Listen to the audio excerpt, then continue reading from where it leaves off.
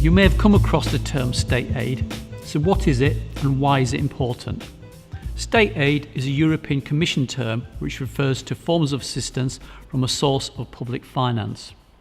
State aid can occur whenever state resources are used to provide assistance that gives organisations an advantage over others. It can distort competition, which is harmful to consumers and companies in the EU. Where there is a genuine market failure, state aid might be necessary and justified. In this case, there are rules to follow, and if you are applying for European Structural Investment Funds or ESIF, you must show how your project complies with state aid rules. Our penguin analogy helps us understand the basic reason as to why state aid rules exist. If you feed one penguin vitamin-enriched sardines and all the rest ordinary sardines, you are picking out one penguin for special treatment. That penguin is getting an advantage over its fellow penguins, which may disrupt the equilibrium of the colony. This is exactly what the state aid rules are designed to avoid. The EU wants a level playing field where everyone can compete fairly without state funding distorting the free operation of the market by giving a particular advantage to one operator in that market. As part of your ESIF application, you will need to think about the state aid implications of your project and how you will manage them.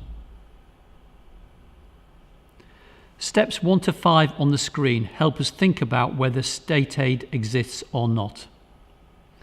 If all of these criteria apply, then state aid exists. For example, if aid is granted by a member state or through state resources, aid gives the recipient an economic advantage which would not have been obtained under normal market conditions. It favours certain commercial undertakings or the production of certain goods, i.e. it must be selective in its nature. It distorts or has the potential to distort competition. The activity is tradable between member states and the aid has the potential to affect trade. If any of the above criteria is not met, the support granted is not considered to be state aid. If state aid does apply, what steps do you need to take to manage state aid? De minimis aid is aid which, due to its low amount, does not affect trade between member states and/or does not distort competition. Aid in 3 fiscal year period must not exceed €200,000 or €100,000 for undertakings in the road freight transport sector.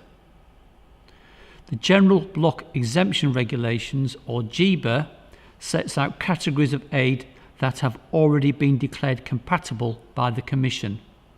So long as all the terms of the particular regulations are met, there is no requirement to notify the Commission in advance and request approval before awarding aid. The criteria of the GBER determine, in particular, eligible recipients, maximum aid level, and eligible expenditure. Despite only being a tick box on the ESIF outline application, you need to do your homework on this subject and consider how your project will be compliant with state aid rules. Use one of the approved mechanisms set up to allow state aid in particular circumstances. Do not ignore it. If you do, there could be delays in getting your project started, and the worst case scenario, the money may be clawed back. Seek help. This video has only given the briefest of explanations, so it's recommended you seek help with any state aid queries.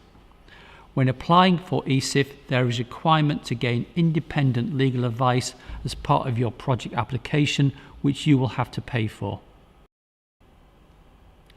When considering applying for ESIF funding, you must always refer to the guidance. Here is the link to the .gov.uk specific guidance. The TAP partnership runs workshops throughout the year, so please visit the TAP website or sign up to our database. The link is on the screen. These bite-sized videos are designed to provide a brief overview of topics associated with ESIF funding. We hope that they have provided you with more insight into the areas you should be considering when thinking about or during the application stage for ESIF. The videos are only a small element of what the Technical Assistance Partnership Project offers, and if you would like to sign up for one of our workshops, many of the topics from the bite-sized videos will be covered in more detail. Members of the Technical Assistance Partnership can be contacted on the numbers here or via the TAP email address, tap@eastriding.gov.uk. We would welcome your feedback on this bite-sized video and would be grateful if you could fill out a short survey to let us know what you think and help us inform future video content. Please return to the TAP website on the screen where you can click on a link which takes you to the survey.